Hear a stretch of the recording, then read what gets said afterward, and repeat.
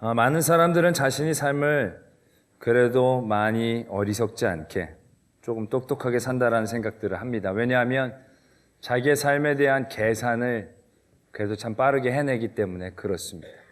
어떤 일이든 자기에게 유익되어지는지 아니면 손해가 되어지는지에 대한 셈을 모든 사람들은 참 잘한다라는 생각들을 하게 되어집니다.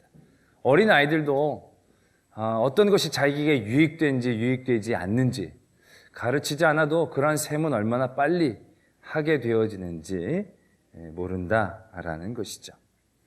뭐를 살 때도 내가 더 싸게 사고 잘 사고 그런 걸 너무너무 잘 알아서 하는 분들도 많고요. 잘 모르는 사람들도 자기가 적어도 미련하고 손해보면서 사는 사람들은 거의 없습니다. 다 유익된다라는 생각을 가지고 참 계산 잘하고 셈 잘해서 산다라고 생각들을 다들 하곤 합니다. 근데 정말로 여러분들이 계산을 잘하는 분들인가? 저는 그렇지 않지 않은가라는 생각들을 많이 해보게 됩니다. 여러분들 99 빼기 1이 뭡니까? 99 빼기 1은 98이죠. 아닙니까? 다들 너무 긴장하시는 것 같은데. 마이너스 99 더하기 1은 무엇입니까? 마이너스 98입니다. 이건 좀 어려웠습니까? 믿으시면 아멘. 네, 이건 간단한 거죠. 그런데 정말로 이러한 간단한 셈법대로 우리가 계산하고 있느냐? 그렇지 않습니다. 99 빼기 1이 마이너스 100이 되어지는 경우가 많습니다. 마이너스 99 플러스 1이 그냥 100이 되어지는 경우도 많이 있습니다. 대부분 그렇게 되지 않는가라는 생각들 해보게 되어집니다. 좀 더 쉬운 예를 들자면 이렇습니다. 어떤 사람이 나에게 99가지 일을 잘해줬습니다. 근데 마지막 한 가지 일을 나한테 섭섭하게 했습니다. 그럼 그 사람은 나에게 잘해준 사람입니까? 나를 섭섭하게 한 사람입니까? 섭섭하게 한 사람이 된다는 거죠.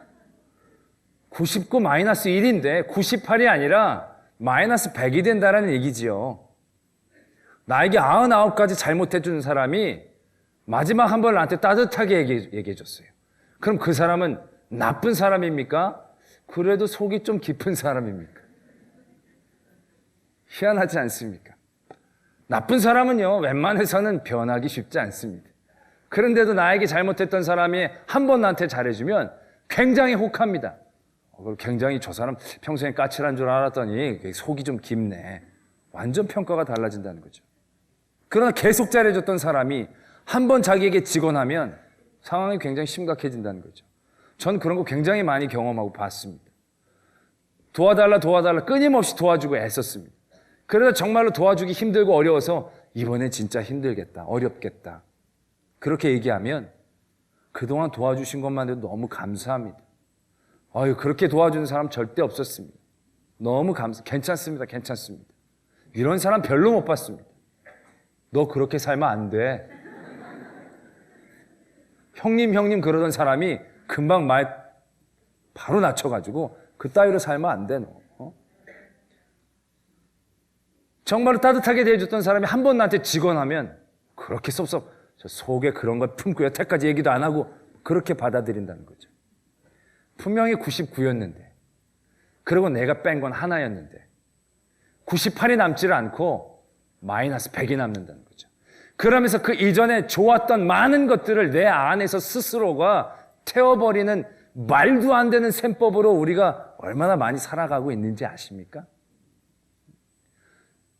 간단한 셈법조차도 우리는 잘하지 못하면서 우리는 굉장히 유익하고 내가 손해보지 않으면서 산다라고 착각하고 있다는 거죠. 이 간단한 덧셈 뺄셈도 못하면서요. 오늘 욥기서의 말씀에 그게 나와 있습니다. 욥이 하나님에게 받은 복이 굉장히 많았지 않았습니까? 근데 이제 사단이 이제 하나님하고 내기를 해서 욥의 재산을 다 뺏어갑니다. 근데 욥이 흔들리질 않았어요. 그랬더니 사탄이 다시 하나님에게 어떻게 가죽을 대신할 수 있겠냐고, 생명만 건드리지 않고 네가 마음대로 해보라고 하나님이 허락을 해줬어요. 그래서 정수리부터 발끝까지 종기가 났다는 겁니다. 악창이 났다는 거죠. 정말 얼마나 괴로웠는지 질그릇 조각으로 자기의 살을 이렇게 긁을 수밖에 없는 그만큼의 괴로움과 처절한 밑바닥, 삶의 밑바닥까지 떨어졌다는 얘기죠. 욥의 아내가 그 남편을 보면서 그렇게 얘기합니다. 당신은 하나님 욕하고 죽으라. 이 하나님이 이렇게 당신한테 하면 이거 하나님이 아닌 거지. 하나님 욕하고 차라리 죽어버리라. 이렇게 사는 게 맞냐고. 욥의 아내가 남편을 도발했다는 거죠. 그 아내의 말에 욥이 이렇게 얘기합니다. 당신은 어떻게 그렇게 어리석게 얘기를 하느냐는 거죠. 당신은 어떻게 간단한 덜셈 뺄셈도 못하느냐는 거죠. 내가 그렇게 복도 많이 받았는데 내가 이렇게 화를 받지 않는다면 이게 말이 되느냐는 거죠. 내가 이렇게 다 뺏기고 몸에 뭐가 나서 괴로운 게 날수로 따지면 얼마 되는지 모르겠지만 내가 건강하고 하나님이 주신 그 많은 물질들과 아름다운 자녀들과 누렸던 복된 시간들이 얼마나 많은가라는 거죠. 그렇게 많은 시간들에게 하나님의 큰 복을 받고 누리고 하나님의 은혜를 경험했는데 지금 내가 당하는 이 환란들 플러스 마이너스 해봤더니 여전히 하나님은 찬양받으실 하나님이었다라는 것이지요. 간단한 셈법 아닙니까? 99 빼기 1은 98인 셈법입니다. 아직도 나에게는 많은 것들이 있는 것이고 하나님은 찬양받기에 충분하신 분이다라는 것을 깨닫게 되어진다라는 것이지요. 이것이 욥이 그 많은 환난과 어려움들 가운데에서도 하나님의 온전함을 지키며 승리할 수 있었던 셈법이다라는 것입니다. 우리는 굉장히 자기가 지혜롭고 잘 산다라고 생각하면서도요, 이 단순하고 이건 뭐 영적이라고 얘기하고 싶지도 않습니다. 이건 너무 수학적이고 물리적이고 자연적인 간단한 기초적인 덧셈 뺄셈일 뿐입니다. 근데 우리는 이 기초적인 걸 못한다는 게 문제죠. 그냥 맨 마지막에 마이너스 1이 그냥 무조건 마이너스 100인 겁니다.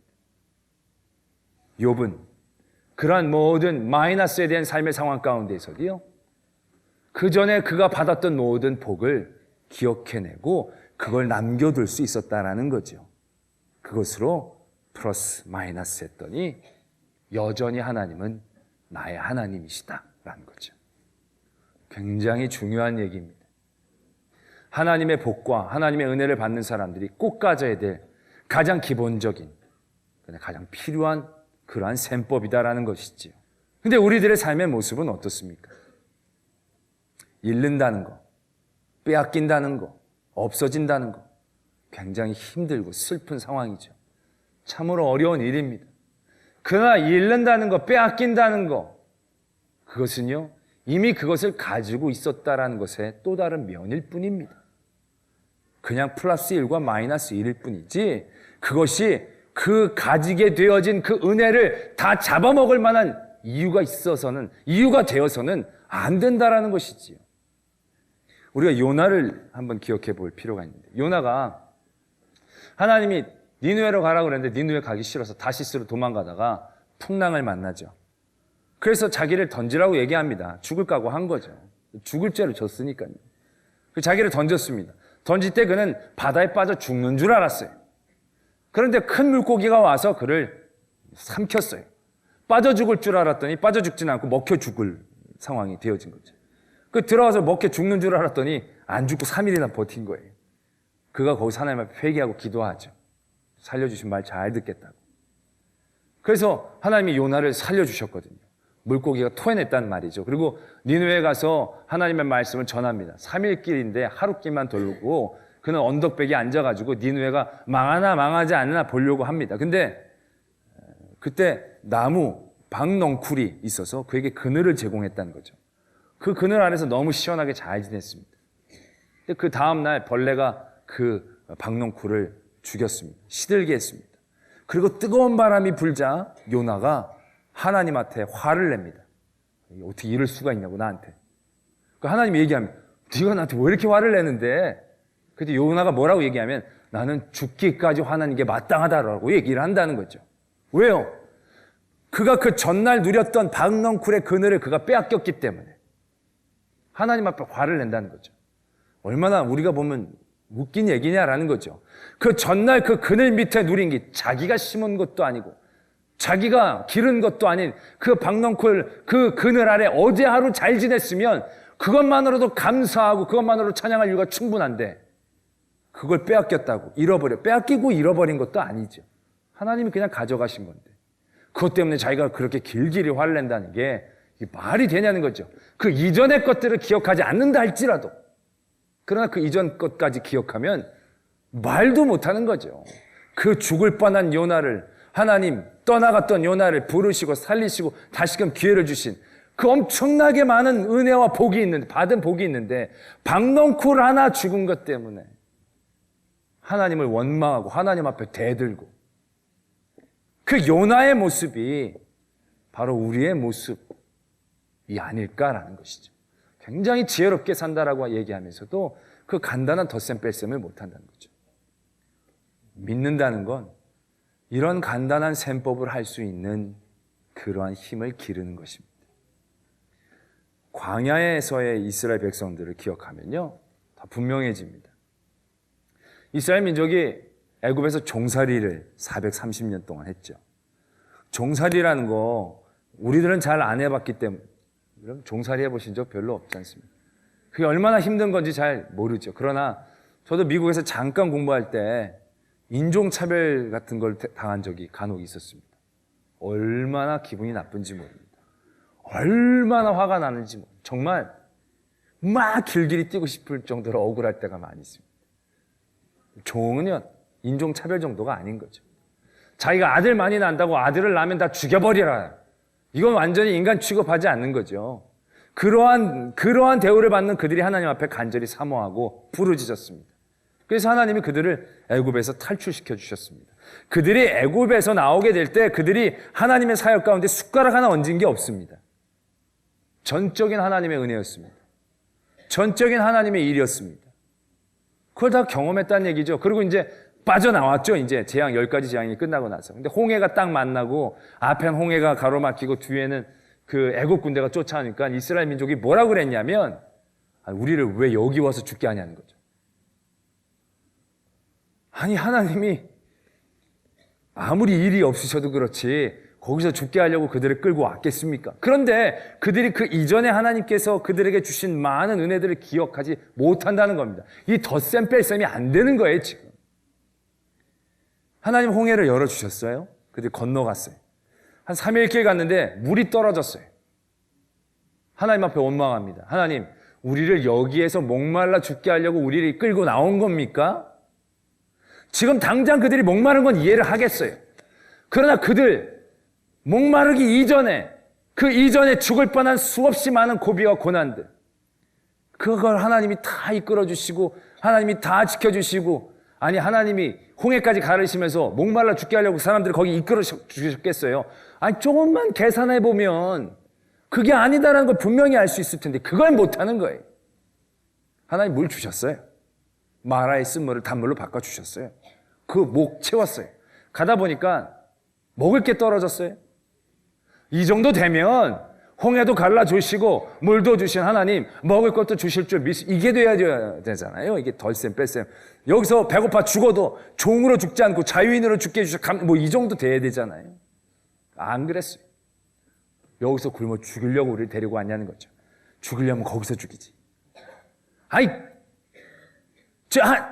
그렇잖아요. 하나님이 진짜 거기 죽이려고 여기서 죽여. 그게 왜 계산이 안 되냐는 얘기죠. 내 말. 읽으면 얼마나 답답한지 모르겠다는 거죠. 하나님 만나 주셨어요. 좀 갔더니 우리가 애굽에서는 고기도 좀 먹었는데 이렇게 나온다는 거죠. 이렇게 나온다는 거죠. 하나님 정말 하나님 속도 없으신 분이 고기를 주셨어요. 그런데요. 그들이 1년 정도 지나서 가나안 정복을 직전에 두고 정탐꾼들을 보냅니다. 정탐꾼들이 가서 얘기합니다. 거기 갔더니 그 사람들은 우리보다 세다라는 거죠. 우리는 이길 수 없다라는 것이죠. 정말 이 대목에 가서는 기가 막히지 않을 수가 없다는 것이죠. 그들이 지금 뛰쳐나온 그곳이 어디였는데 그곳은 그때 가장 강력한 조직력과 문화를 가지고 있었던 애굽이라는 나라였는데 그 나라에서 그들이 뛰쳐나올 때에도 저들이 하나도 힘쓴 것 없이 하나님의 전적인 은혜와 능력으로 뛰쳐나왔는데 이제 가나안은 여기가 나라라면 여기는 부족에 불과한 아주 메뚜기와도 같은 존재들인데 그걸 계산을 못 해내는 겁니다. 그들이 받은 놀라운 은혜들에 대한 기억이 없다라는 겁니다. 깨달음이 없다라는 거죠. 그들은 지금 당장 그들의 눈앞에 있는 그들의 불이익과 문제와 환난 가운데 다 뒤집어 쓰여져서 99 마이너스 1이 98이라는 걸 생각하지 못하고 마이너스 100으로 바라보고 있다는 거죠. 얼마나 답답한 노릇입니까? 근데 그것이 그들만의 얘기가 아니다라는 것이 더 심각하다는 거죠. 그게 지금 오늘 우리의 얘기야라는 것입니다. 얼마나 많은 하나님의 은혜들이 우리가 누리고 받았는데 우리는 그 받은 건 기억하지 않습니다. 받은 건 계산에 넣지 않습니다. 잃은 것만, 우리가 당한 화만 계산을 넣는다라는 거죠. 그리고 나는 사랑받지 못하고 나는 은혜를 누리지 못하는 사람으로 생각하게 되어지는 어리석음. 광야에서의 40년, 그 기간 동안에 하나님이 이스라엘 민족에게 원하셨던 믿음은요, 아주 다른 게 아닙니다. 여호수아서와 신명기서에 보면요, 제일 자주 나오는 것 중에 하나가요, 기억하라입니다. 기억하라. 결국 그들이 하나님의 놀라운 은혜의 땅과 그곳에서의 놀라운 일들을 이루기 위하여 하나님이 그들에게 가져야 될 가장 기본은 특별한 게 아니라는 거죠. 제발 기억하라는 거죠. 잊지 말라는 거죠. 하나님 너희들에게 어떻게 했는지 그 받은 복만 좀 생각해 보라는 얘기죠. 근데 그걸 못하고 있다는 거죠. 그걸 안 하고 있다는 거죠. 찬송가 429장에 이런 찬송이 있습니다. 세상 모든 풍파 너를 흔들어 약한 마음 낙심하게 될 때에 그때 우리 어떻게 해야 됩니까? 내려주신 주의 복을 세어라. 주의 크신 복을 네가 알리라. 받은 복을 세어보아라. 크신 복을 네가 알리라. 받은 복을 세어보아라. 크신 복을 네가 알리라. 세상 근심 걱정 너를 누르고 십자가를 등에 지고 나갈 때 어떻게 해야 되느냐? 왜 나는 지금 이 십자가가 있느냐는 거죠. 주가 너에게 주신 복을 세어보라라는 거죠. 그랬더니 이거 십자가는 아무것도 아니구나. 두려움 없이 항상 찬송하리라. 받은 복을 세어보아라. 크신 복을 내가 알리라. 받은 복을 세어보아라. 크신 주의 복을 네가 알리라. 할렐루야. 이 찬양은 받은 복을 세어보아라 이렇게 불러야 되는데 어떤 분은요, 받을 복을 세어보아라. 크신 복을 내가 알리라. 받을 복을 세어보아라. 주의 크신 복을 내가 알리. 이렇게 부르는 분들이 있어요. 아무 생각 없이 부르면요 이렇게 불러요. 안 그럴 줄 아세요, 여러분들? 받을 복을 세라는 게 아니에요. 받은 복을 세라는 거예요. 받은 복을 세어보라는 거죠. 욥이 다 빼앗기고 만진창이가 되어진 그 삶의 자리에서 그는 받은 복을 세고 있었다라는 거죠.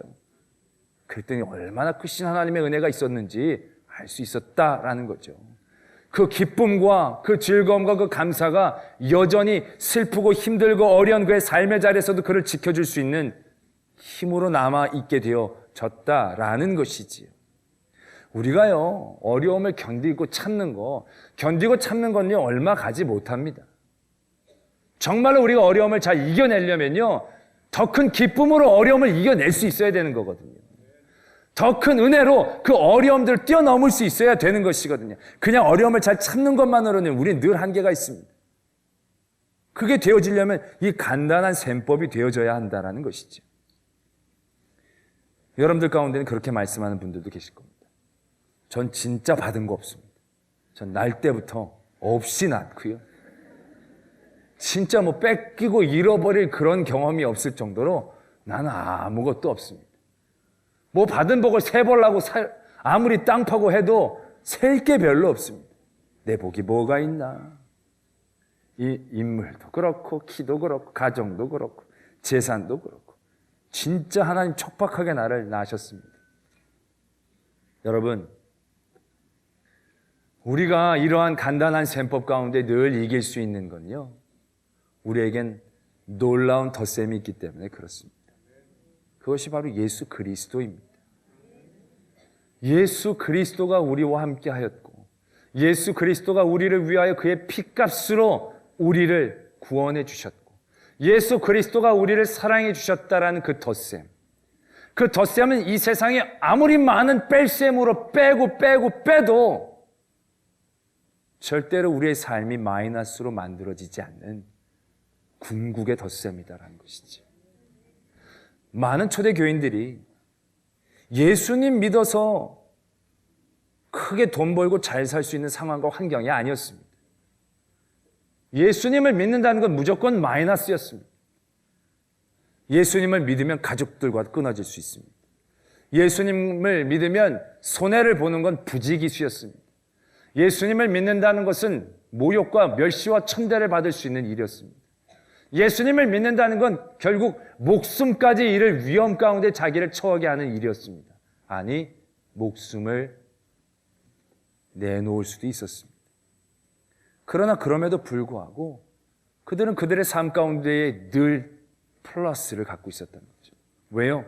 예수님이 나를 사랑해 주신 그 사랑을 생각했더니 다른 모든 마이너스는 마이너스가 아니었다라는 것이죠. 그것 좀 뺏어가도, 그것 좀 잘나가도, 그것 좀 없어져도 내게 있는 예수 그리스도의 기쁨은 여전히 하나님을 찬양할 수 있는 나의 가장 궁극적인 이유가 될 수 있었다라는 것입니다.